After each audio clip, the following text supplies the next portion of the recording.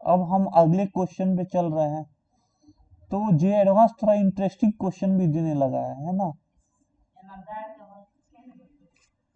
तो आप अगर देखोगे तो बोला है कि रो, रो मतलब इसका इसका सम, कॉलम मतलब इसका सम, ये दिया गया है। और बोला गया है कि अल्फा बीटा इसके रूट्स हैं, तो अल्फा माइनस होगा, बीटा प्लस होगा, और अल्फा प्लस बीटा अगर आप करोगे तो -1 होगा। ओके, तो हमें क्या बोला गया है कि रो 1 और कॉलम 1 का दोनों का सम 0 होगा। तो यही बोला गया है। तो इसका सम 0 होगा, इसका सम 0 होगा। मान लो कि ए अल्फा बीटा, अल्फा बीटा और +1 होगा तब ये 0 होगा। तो मान लो ये अल्फा बीटा और इस तीनों में से कोई एक है, तो ये 3 हो गया, ये 2 हो गया। मतलब अगर एक को यहाँ रख दिए तीनों में से, तो दो दो में से कोई एक यहाँ रखेंगे और एक में से एक, तो ये 3 फैक्टोरियल हो गया, 3 फैक्टोरियल हो गया।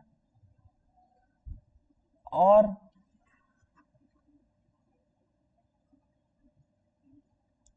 यहाँ पे 2 में से कोई एक रखा, तो यहाँ पे दोनों अल्टरनेट भी हो सकता है, तो 2 तरीके से अरेंजमेंट होगा। तो 3 फैक्टोरियल, तो हमारा इसका अरेंजमेंट हो गया। ये जब ये अल्फा है, ये जब बीटा है, तो ये 1 हो सकता है, और ये अल्फा ये बीटा भी हो सकता है। तो 2 तरीके से अरेंजमेंट हो गया। 3 फैक्टोरियल इंटू 2 12 हो गया। अब हमें कॉलम 0 बोला गया है कि रो को छोड़ दो, अब कॉलम पे चिंता करो। तो रो को छोड़ के कॉलम पर चिंता करो। तो कॉलम में ये होगा कि ये सिमेट्रिक है, सिमेट्रिक मैट्रिक्स होगा। तो इसको एक, इसमें से कोई 3 होगा और इसमें से कोई 2 होगा। तो यहाँ जो आ रहा होगा वही यहाँ आ रहा होगा। तो अब पहले ये था कि यहाँ जो आ रहा था उससे कोई डिफरेंट यहाँ आ रहा था, तो 2 से मल्टीप्लाई किए थे, तो यहाँ 2 गायब हो जाएगा, तो 3 फैक्टोरियल 6 हो गया। ओके, तो पहले का 2, दूसरे का 4, तो यहाँ भी सेम है।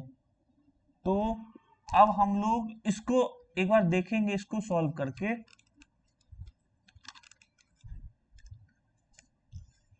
इसको सॉल्व करके हम लोग देखेंगे कि रो 0 हो जाएगा। रो रो का सम 0 है, और एब्सोल्यूट डिटर्मिनेंट क्या होगा। तो रो का सम 0 है और एब्सोल्यूट डिटर्मिनेंट क्या होगा, तो ये 5 बता रहा है कि 0 होगा। तो हो सकता है, तो हम लोग इस पे दिमाग लगाते हैं।